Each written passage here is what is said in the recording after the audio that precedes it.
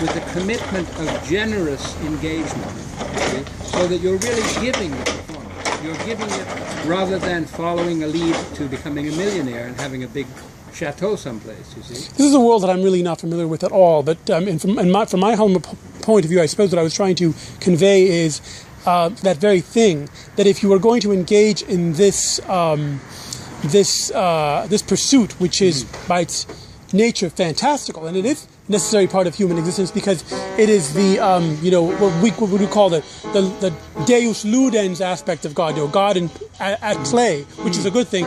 This lady you mentioned, whose name I don't recall, was theorizing that it should be done within a context of humility and non-seeking of narcissism and all that is entailed by that. Yes, that's right. Yeah, she, by the way, was famous for her death scenes. She was so incredibly skilled at portraying a person who was dying that people would run off out of their seats and get up on the stage convinced that she was actually dying on the stage. She was very convincing, but this incredible commitment to realism, realism today doesn't have a good name in the arts because we feel we should do it our own ways and introduce something novel and so forth. But in fact, realism is the most humble form of art because you're saying that the reality that God has given in nature is what I want to copy. Yes. If there's something in me that will pour into it, fine, but I'm not going to be there saying, I have this to offer. I'm simply going to explore my relationship with the reality as it is. Exactly. That's realism. Yes. And the greatest artists really have been realistic artists, like Salvador Dali.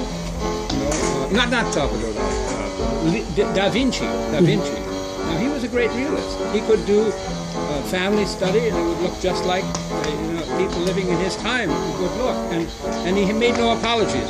And yet his quality, his human quality, came into that. You could feel the Da Vinci soul in his paintings. So this was the great genius of the old tradition. It was realism, but realism cloaked with something that came out of the artist that he was not even aware he was injecting into it. It was a gift that he just released from his nature. And to never cease to marvel at the great artistry of the great artist. To never cease to marvel at everything he has created.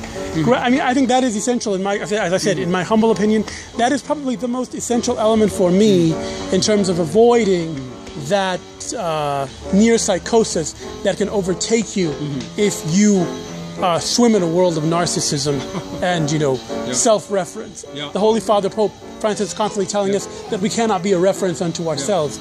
And we have no more than to marvel. And that in and of itself, in my humble opinion, in my small world, as it were, that I live in, is usually what is needed to keep me from that. But I can understand why in a world of where sums of money are dealt with in the millions and people are practically worshipped by fellow human beings, it is easy to lose touch with those things. Oh yes. Well, just to give you an immediate concrete reference, I once saw one of Marlon Brando's earliest works on the waterfront. And when I was in my 40s, quite mature, I was visiting a man in a convalescent home, and I was really touched. It was very much a social justice movie. It was about good and evil. It was about all the natural human impulses, and it was all within the context of the church's morality. One of the principal heroic figures was a priest, and he was practically, murdered, or he was, offensively treated by the people who belonged to this union. I mean, he was not treated with respect, and he stood up for righteousness in the midst of this movie. It had all the best qualities of a true spiritual statement. It had a moral reference point. It had boy and girl. It had an innocent man who was caught in the clutches of an evil organization and who triumphed in his own stupid way by beating up the boss, at the end. But it was done with a terrific charm because Brando acted with great innocence and great vigor, so he had all the best qualities of true drama. But then, I've never seen a drama, a Brando picture afterwards that retained the same purity.